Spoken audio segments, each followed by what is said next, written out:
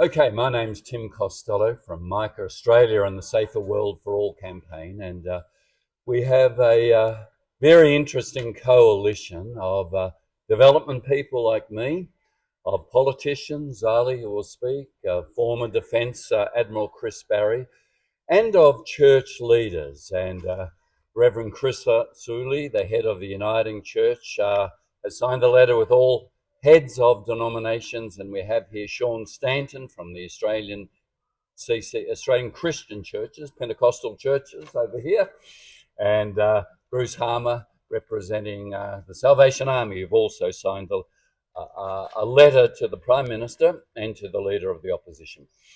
What we are saying is that if we are to have a safer world and have security, we will need to recognise that for every dollar Australia invests in aid, currently we're spending $10 on defence. That's one of the widest gaps between defence and aid in the OECD. There's only a few countries with a wider gap, and they're frontline countries literally in war. If Australia was to increase its defence spending to 2.5% of GDP, and all the talk is we must increase defence spending, then that would blow out to $16 to $1 of aid. 16 defence dollars to $1 of aid. Do you know, in the Cold War, even in the Vietnam War, Australia was only spending $8 of defence to $1 of aid.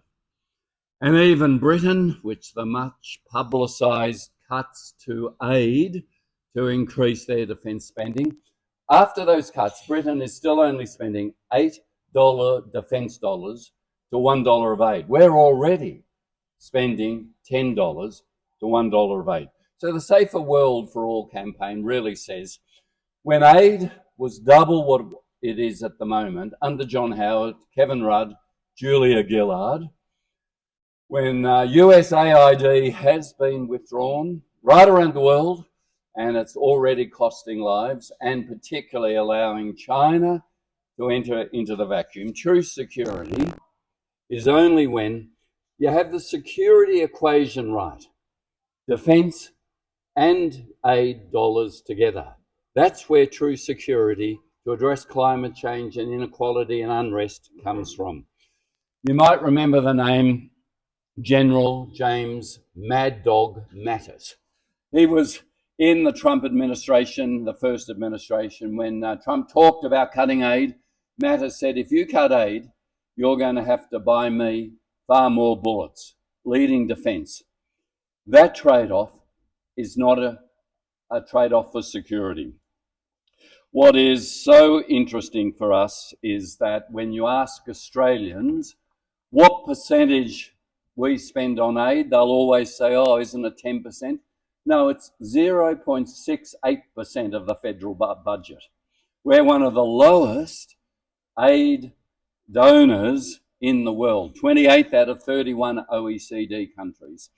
So, of course, there is going to have to be serious consideration of increasing defence spending, but not at the cost of robbing aid. Redbridge polling tells us that when Australians are told how little we spend on aid, they are embarrassed, and then they say we should be doing more. That really is failing our region.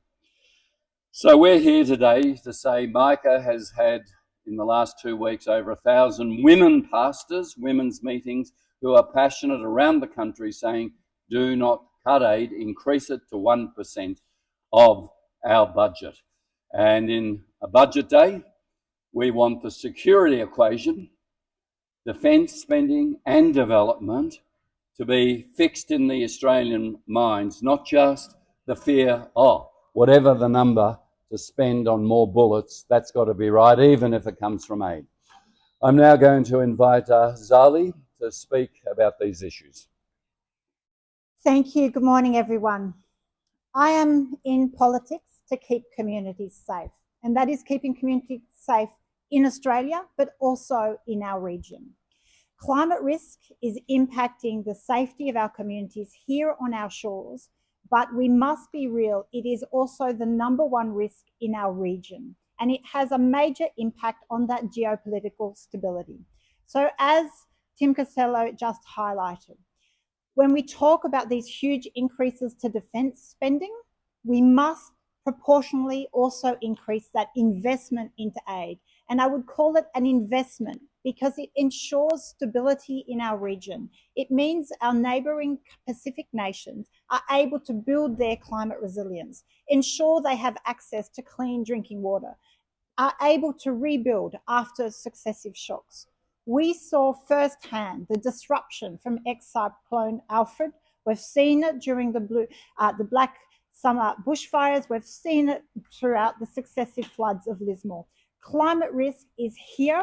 It is impacting our communities. It is putting our safety at risk, and it is disrupting our economy. I expect tonight's budget to have much discussion around how much, for example, ex-cyclone Alfred costs the economy. What we need to see is that investment into resilience and adaptation domestically, but also in our region. Now, I have not heard from either Prime Minister Albanese or Peter Dutton the call for or the reinforced commitment to hosting COP31 with our Pacific neighbours to ensure that we have a plan when it comes to our safety from climate risk. I think it's really telling when you look at the numbers of how much we spend on disaster recovery versus investment into resilience and preparation, and how much we spend on defence. There is no aircraft carrier or submarine that will keep us safe from cyclones, tornadoes, droughts, and floods. So we must be real about where our true risk to our safety is. And whilst defence is important, we must not overlook the issue of climate risk. Ordinary Australians are paying for this risk. They are paying for it through their insurance premiums that keep going up, and the local governments are paying for it with successive events destroying local infrastructure. And our regional partners, the Pacific neighbours, are very much paying for it through their safety and drinking water and challenges from rising seawaters. So we must have, whoever wants to form government after this upcoming election, must have a clear plan to keep us safe domestically and in our region with our Pacific neighbours. So it will be incredibly important to see that commitment to COP31 with our neighbours, a commitment to increasing our investment in aid in our region to 1% of to 1% of the budget. We must have a commensurate investment. And I want to see that investment in our domestic resilience with the climate resilience plan that I have launched, which calls for a climate resilience fund so that we can stop subsidising fossil fuels. We do not need to support fossil fuel industries, coal and gas, and start using that percentage of the budget towards helping households build their resilience, help local governments build resilience around their infrastructure.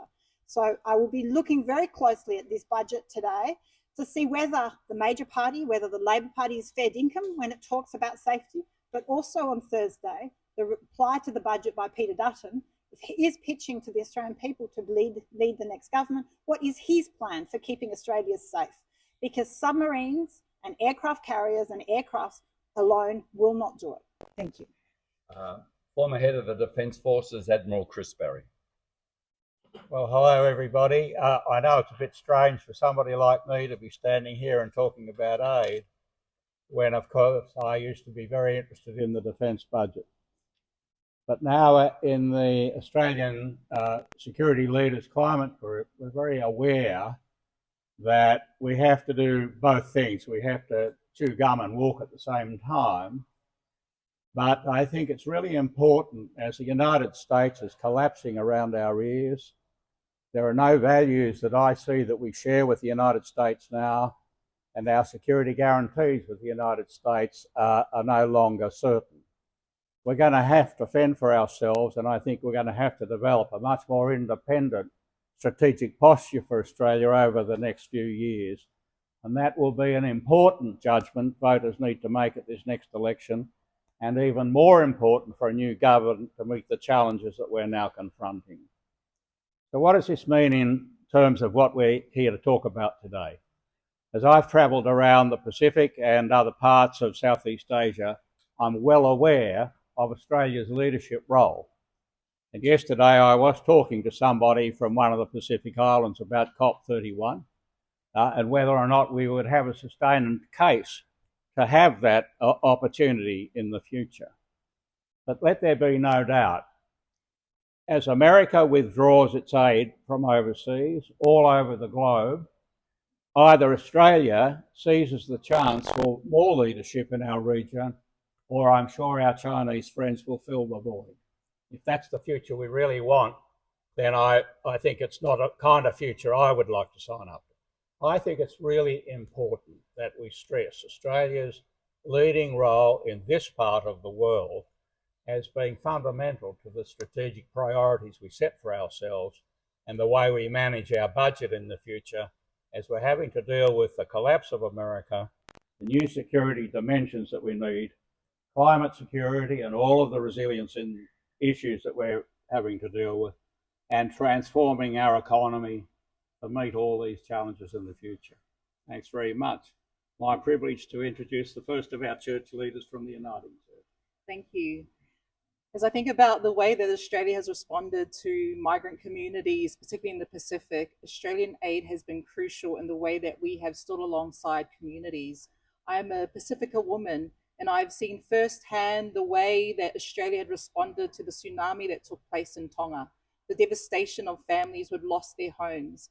And for them to see an aeroplane with the kangaroo on its tail brought people hope. And that was Australia turning up for justice, for compassion. And so I stand here alongside other heads of churches. We have written a letter to our political leaders calling on our leaders, do not cut aid, but grow it. Ensure that we continue to be the Australian community we are, offering compassion and living compassion in action. Australia Aid is so important as we continue to think about our Pacifica communities and the way that we think about the dignity and livelihood of the people. And so alongside other church leaders, we ask that our government pay attention to who we are called to be as Australian people. Let's not step back, but continue to step forward, because aid isn't just a budget line, it's a moral commitment. And this is what it means for us as leaders, faith leaders, calling our budget, calling our political leaders to action as we continue to bring to the forefront how we respond to climate resilience and the climate disasters that our Pacifica communities are facing. Thank you. Thank you. So you've heard from church leaders the moral and humanitarian case, USA AID, 40 billion withdrawn is already costing lives, tens of thousands of lives. You've heard from the military, the security and geopolitical arguments. If we do not step up, China will. And you've heard from our politicians the importance of actually addressing this in a security, a humanitarian and a climate change perspective. Australia at the moment is already way behind, underperforming in the OECD countries on aid. And we can't allow this election simply to say increase defence without saying there is no true security without development and defence. That is where true security lies. Are there any questions? So you want us to spend 1% of total government expenditure on environment? Of the budget, yep. And at the moment it's 0.68%. Under John Howard it was 1.2%, so it has only been whittled away since. Would you like that to happen immediately in this coming financial year? We are happy to see a timetable. We certainly do not want to see aid cut. What has been happening globally is the turning inwards, turning inwards with fear that says we have to bolster all our defence. This is false security. It's already costing lives, and in terms of who does still have an aid program, the US government doesn't. I'll tell you who does. China has. They still have an aid program. And this is a moment for Australia as a middle power to show where true security lies. I was just going to say, for those maybe, that, and I suspect someone like Peter Dutton sees national security as just an issue of defence, of tough man military power, I would encourage to read The Climate General, because it actually shows very clearly the link that what climate risk does, the disruption to food and water to communities, it feeds political unrest, it feeds instability. And what we know is as climate risk exacerbates and accelerates, it means events will come more and more frequently. They will overwhelm emergency recovery systems, especially in developing nations where they have limited ability and they depend on their neighbours and partners to come in and help. And as we've seen, the US has vacated the field. They are no longer, they do not appear to be able to be counted upon to come to the assistance. And so that void of leadership is an opportunity for Australia to step up. And so there's no point on talking tough on defence and national security if you're not prepared to address climate risk and focus on resilience domestically and in our region.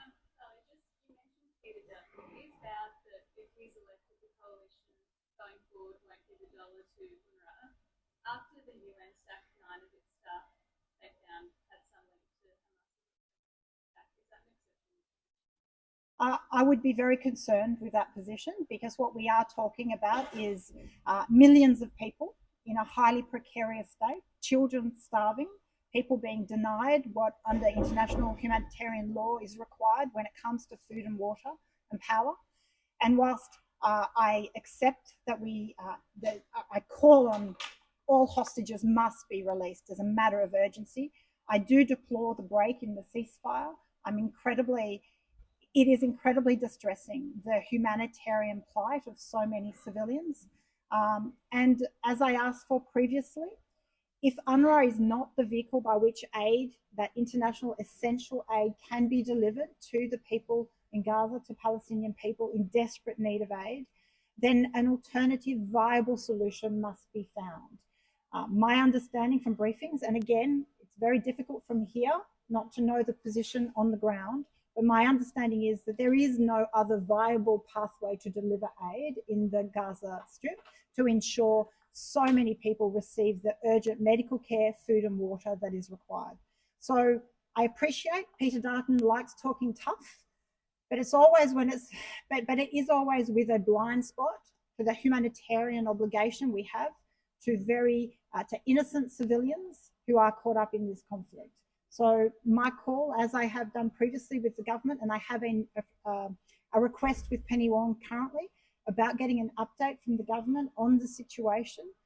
Obviously, as an independent, I do not have access and eyes on the ground, but I have a lot of people very distressed in my community, both from the Jewish community, very distressed at the breakdown of the ceasefire and the fact that all hostages have not been returned, but also those and most of those also distressed at the humanitarian catastrophe that is unraveling for the Palestinian people. There's been a lot of talk about the need to maybe increase defence spending. I know you've all alluded to it today, to a percentage share of GDP.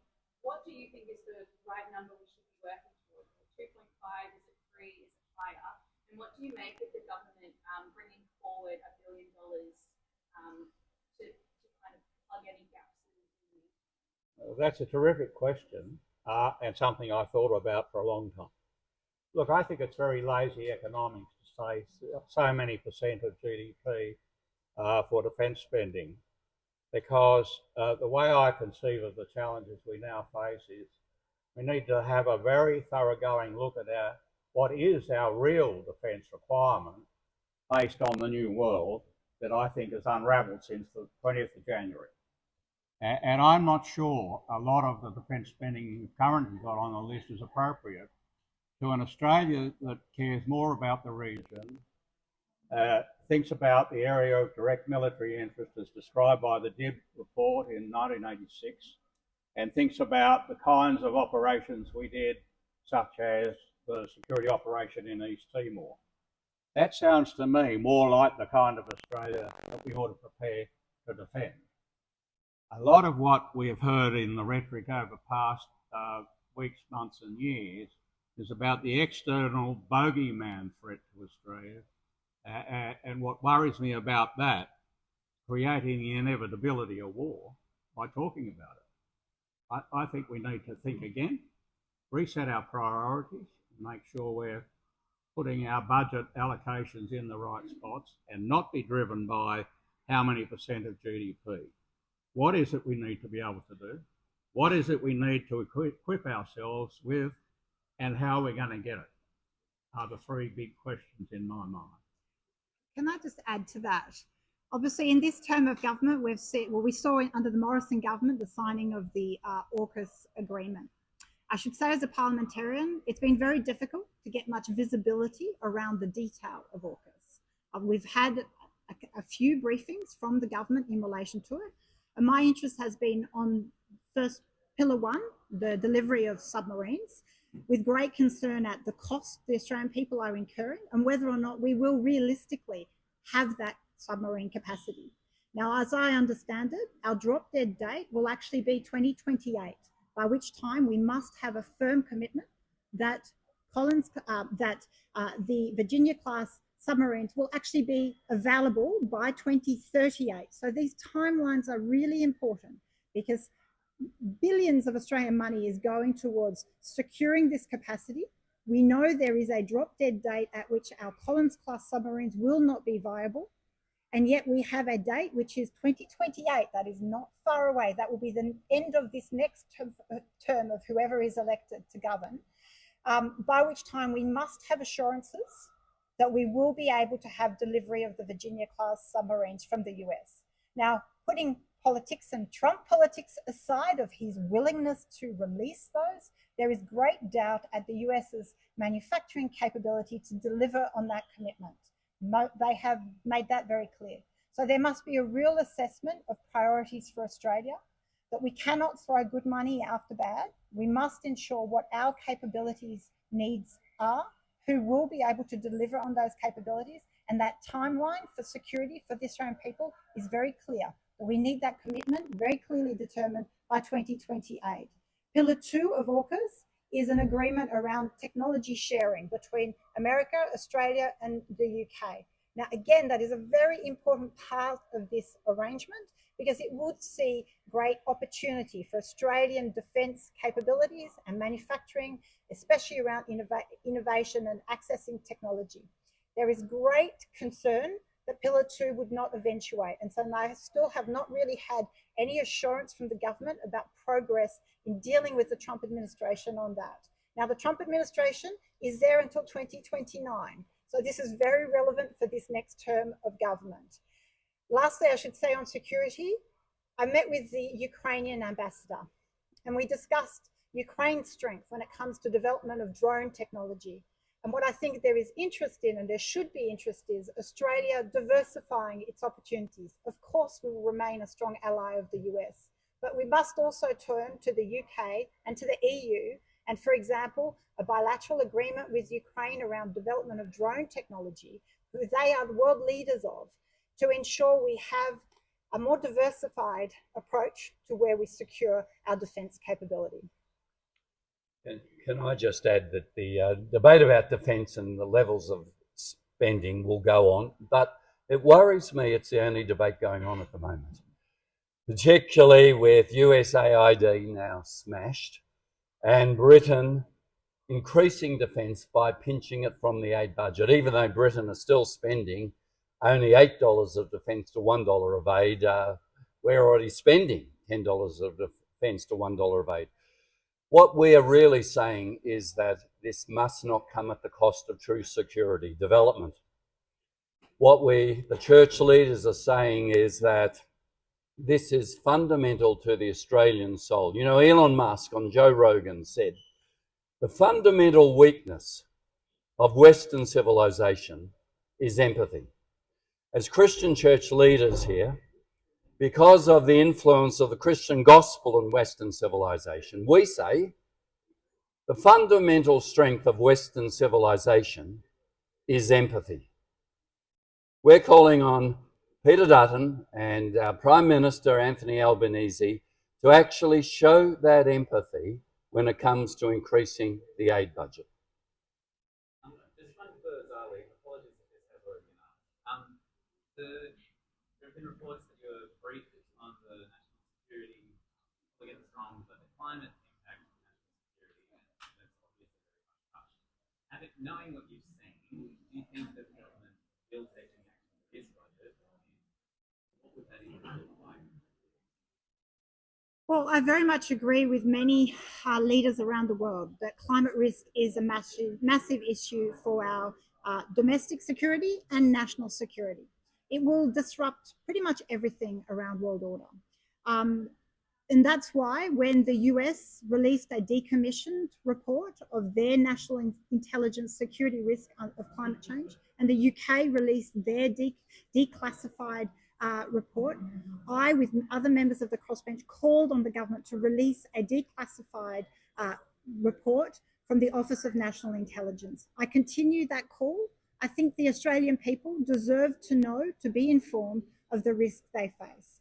It was obviously a confidential briefing, so I won't disclose that. But many of the issues are on the public record from those declassified reports from the US and the UK.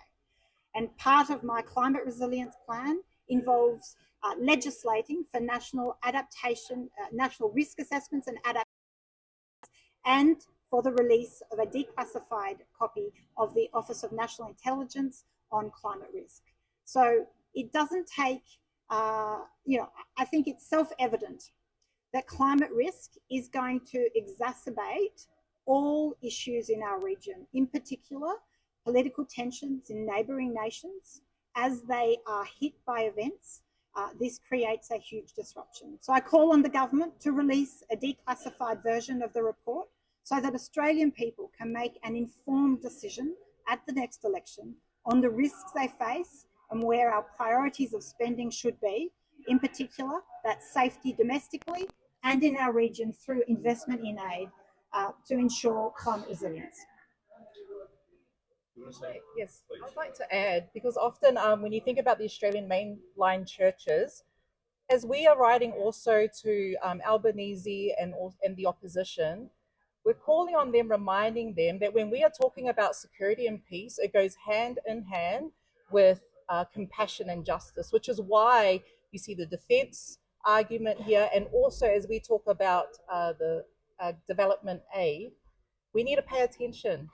Why development aid is so important, because when we're talking about peace and security, it walks alongside and goes hand in hand with compassion and justice, which is why church leaders are standing together to call on our government to grow our aid and do not cut it, but pay attention as we continue to be a voice for those who cannot speak up in this time. Thank you.